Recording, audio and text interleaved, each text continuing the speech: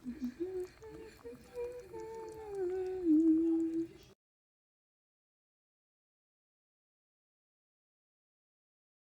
ื่อนๆวันนี้ก็วันอังคารตอนเย็นแล้วนะคะจะทำกับข้าวให้คุณสามีซึ่งก็ไม่มีอะไรมากค่ะพี่ติ๋มก็เอาผักที่เหลือในบ้านอะไรที่หาได้ที่เหลือก็มีกะหล่ำปีผักอันนี้แหละค่ะแล้วก็ซาลารี่แล้วก็ไก่จะทำกับข้าวคุณสามีหน่อยค่ะมาค่ะเพื่อนๆนี่ก็นี่แหละค่ะคือชีวิตประจำวันแม่บ้านมีหลายคนถามนะคะว่าไม่เบื่อเหรอไม่เบื่อนะคะน้องๆเพราะว่ามัน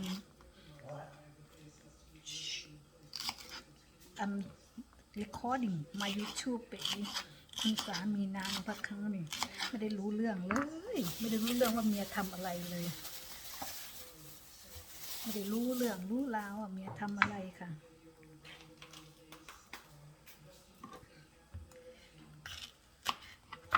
เดี๋ยววันหลังเรามานินทาสามีกันดีกว่าค่ะเพื่อนๆไม่มีอะไรทำนินทาสามีเนี่ยสนุกที่สุดพอแล้วค่ะแค่นี้ให้หิมแล้วก็ดีอย่างหนึ่งที่สามีพี่ติ๋มแกกินง่ายค่ะเพื่อนๆบอกเลยค่ะว่าแกจะไม่กินต้มกินอะไรแกจะกินแต่ผัดเพราะฉะนั้นพี่ติ๋มเลยต้องทำแต่ผัดให้สามีค่ะผัดส่วนจะทำผัดอะไรนั้นนางไม่ว่านะคะขอให้ทำผัดให้นางแล้วก็ขอให้มีน้ำเยอะๆนางก็ดีใจค่ะแค่นั้นแหละค่ะที่นางต้องการจะทำใส่หมูใส่ไก่ใส่อะไรนางไม่สนค่ะขอให้มีน้ำให้เยอะๆก็พอใจนะแล้วทำนี้ใส่ให้นางด้วยพี่ติ๋มก็มีเพื่อนนะคะเพื่อนบางคนสามีไม่กินอาหารไทยนะคะน้องๆซึ่งเขาต้องแยกกันทำเลยค่ะเราเห็นเพื่อนเราบางคนเป็นอย่างนั้นโอ้โหสงสารเลยค่ะเพื่อนๆเพราะสามีไม่ยอมกินกับข้าวไทยเลยน่าสงสารอยู่นะคะเราเกิดโชคดีค่ะที่ว่าสามีนางไม่ว่าอะไรค่ะขอให้ทำข้าวนางกิน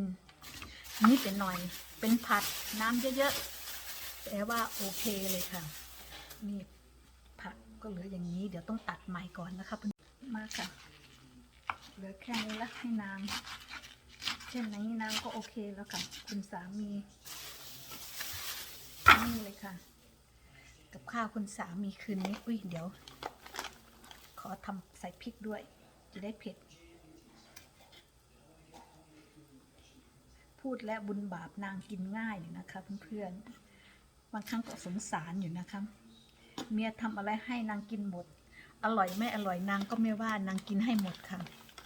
แล้วนางไม่เคยตำหนิเมียเลยว่ากับข้าวอร่อยหรือไม่อร่อยนางกินได้หมด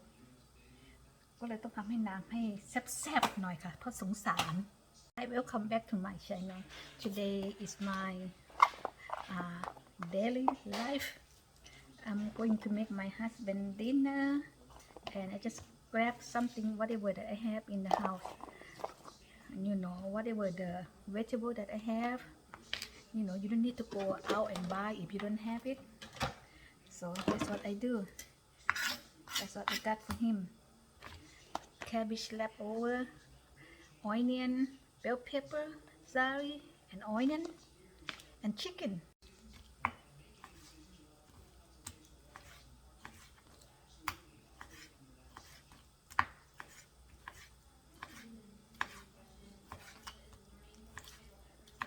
เดี๋ยวอาจจะใส่กุ้งอยู่ในฟรีเซอร์ไม่ทันละมาค่ะนี่เลยค่ะ ingredient ของเรา so this is my ingredient guys it's very simple just grab whatever you have in the kitchen you know you can use different kind of vegetable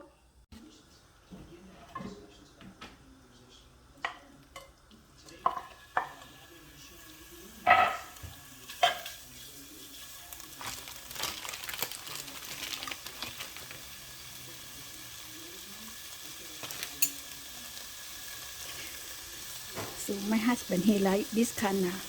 taste of chili paste. I'm gonna put some for him, just a little bit.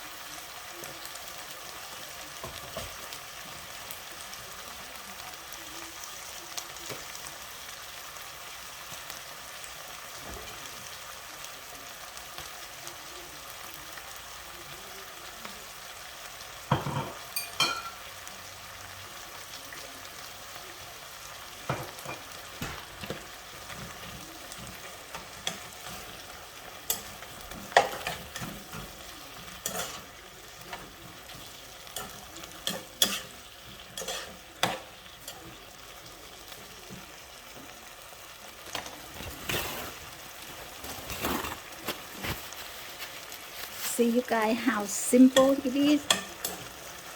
I just use whatever that I got in my kitchens. So and then you can make a yummy stir fry ค่ะน้องๆอันนี้ไม่ได้เตรียมตัวเลยนะคะ ไม่ได้ไปไหนเลยค่ะเพราะฝนมันตกอากาศ เย็นมากมันหนาวกับหนาวมาอีกแล้วค่ะก็เลยทำอะไรจับเก็บอะไรที่มีอยู่ในบ้านเลยทำให้คุณสามีก็โอเคอยู่นะคะรสชาติน่าทานนะ so I add a little bit sugar just a little bit guys if you like sweet you can add more sugar